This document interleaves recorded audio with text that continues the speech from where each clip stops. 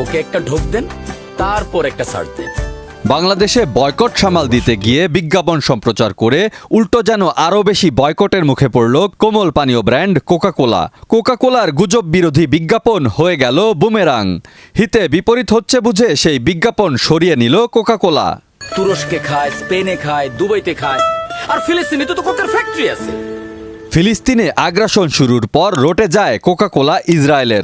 বাংলাদেশের সামাজিক মাধ্যমে চলে কোকা-কোলা বয়কটের ব্যাপক প্রচারণা। দেরিতে হলেও কোকা-কোলা বাংলাদেশের হারানো বাজার রক্ষায় প্রচার করে একটি বিজ্ঞাপন, যা গত রবিবার সম্প্রচারিত হয়। এই বিজ্ঞাপনে বলার চেষ্টা করা হয় কোকা-কোলা ইসরায়েলি প্রতিষ্ঠান, এটা গুজব। 193টি দেশে তৈরি হচ্ছে কোকা-কোলা এবং ফিলিস্তিনেও তাদের ফ্যাক্টরি রয়েছে। ইসরায়েলি কোম্পানি নামে যে কথা প্রচলিত রয়েছে তা একেবারে অসত্য। বিজ্ঞাপনে এমনটাই বার্তা দেওয়ার চেষ্টা করা হয়। শোনেন নাই, এটা তো ওই জায়গা।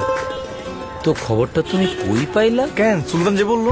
অথচ এই বিজ্ঞাপনই এখন কোকা-কোলার কাল হয়ে দাঁড়িয়েছে।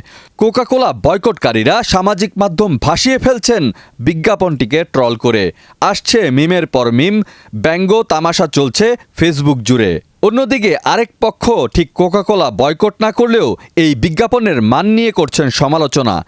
বিশেষ করে ইতিবাচক বার্তা দেওয়ার এই বিজ্ঞাপনে অভিনয় করাদের গ্রহণযোগ্যতাই বা কতটুকু, এমন প্রশ্ন উঠছে। আর কোকা-কোলা বয়কটকারীরা তো সরাসরি এই অভিনেতাদের বয়কটের ডাকি দিচ্ছে। এই বিজ্ঞাপনে মডেল হয়েছেন শরাফ আহমেদ জীবন, শিমুল শর্মা সহ কয়েকজন। কোকা-কোলার এই বিজ্ঞাপন সম্প্রচারের পর তুমুল সমালোচিত হয়ে শেষমেশ অনুশোচনা প্রকাশ করেছেন শিমুল শর্মা।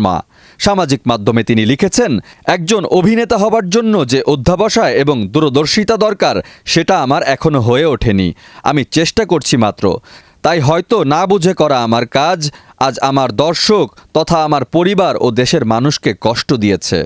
হিতে বিপরীত হওয়া বিজ্ঞাপনে কোকা-কোলা বাংলাদেশের বাজারে কত বড় ধাক্কা খেল সেটা হয়তো কোকি ভালো বলতে পারবে। হয়তো এই ধাক্কায় বিশ্ব ব্র্যান্ড কোকা-কোলা বিজ্ঞাপন প্রচারে আরও মনোযোগী হবে। ডেস্ক রিপোর্ট, দেশ রূপান্তর।